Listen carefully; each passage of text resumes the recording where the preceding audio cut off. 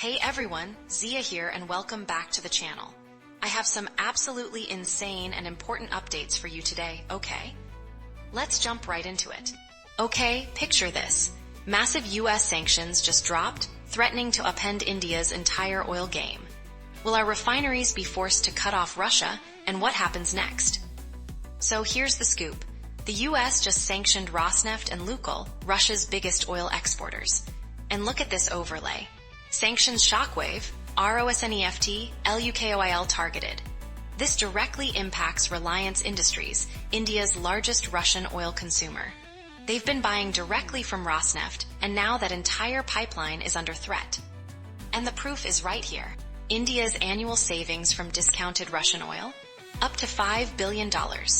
Now, with that, India's $5 billion hit. Alternatives cost more visible. Procuring alternatives from West Asia or Africa means higher prices, impacting our margins. But here's the wild part. The US isn't backing down, and neither is Russia. Donald Trump has been pressuring India to cut Russian imports, even imposing tariffs.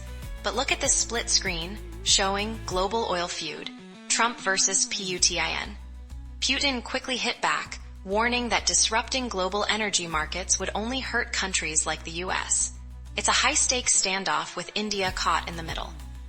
So, what's the real endgame here? Will India find new suppliers without tanking its economy, or will Russian oil find a way back, just like it always seems to? Drop your theories in the comments below. Keeping with our theme of incredible discoveries, this next one is mind-blowing. Something is seriously off, Zo News fam. Infosys, one of tech's giants, just offered a massive 18,000 crore rupee share buyback. So why are the founders, the legendary names behind it, saying no? This makes no sense, right? Okay, but here's the shocking twist. It all comes down to a sneaky tax amendment from July 2024. Look at this on-screen detail. It reclassifies buyback proceeds as dividend income, changing everything. And we have the receipts. The numbers don't lie.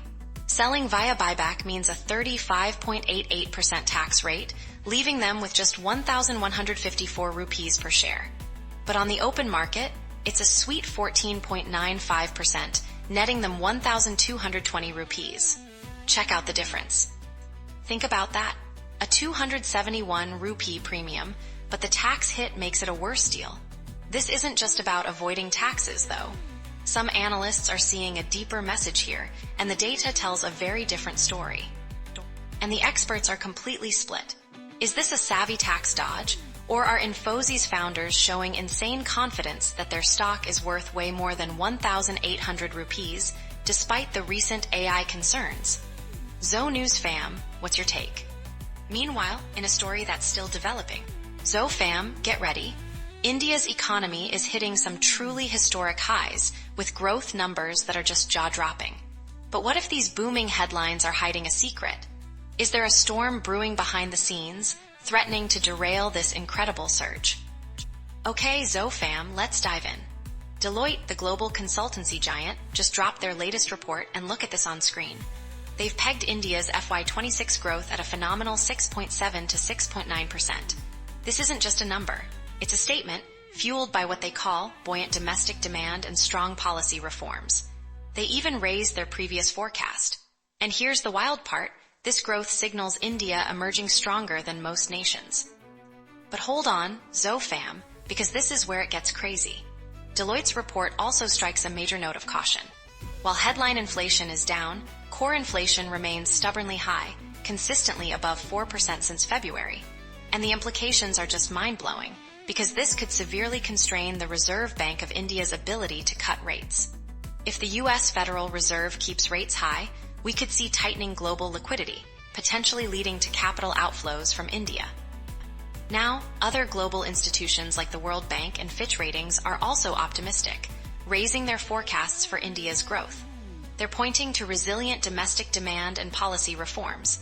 But even the World Bank has trimmed its FY27 estimate, warning that steeper US tariffs could weigh on exports.